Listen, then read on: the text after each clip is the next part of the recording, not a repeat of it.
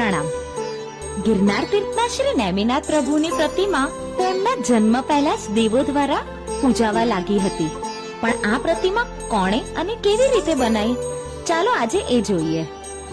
પ્રભુ નેમ જ્યારે સમવસરણમાં દેશના આપી રહ્યા છે ત્યારે ઇન્દ્ર મહારાજા એમને પૂછે છે કે તમારા પ્રથમ ગણધર વરદત્ત સ્વામીએ એવું તો શું પુણ્ય કર્યું કે એમને આજ ભવે મોક્ષ મળશે?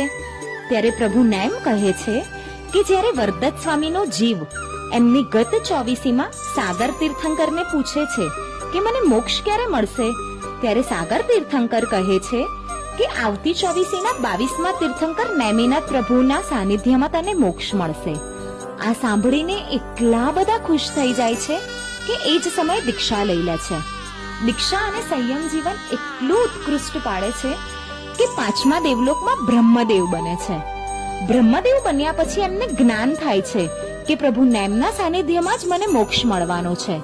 ત્યારે એ પ્રભુ નેમના જન્મ પહેલા જ દેવલોકમાં જ નેમિનાથ ભગવાનની ગિરનારમાં રહેલી પ્રતિમા બનાવી દે છે.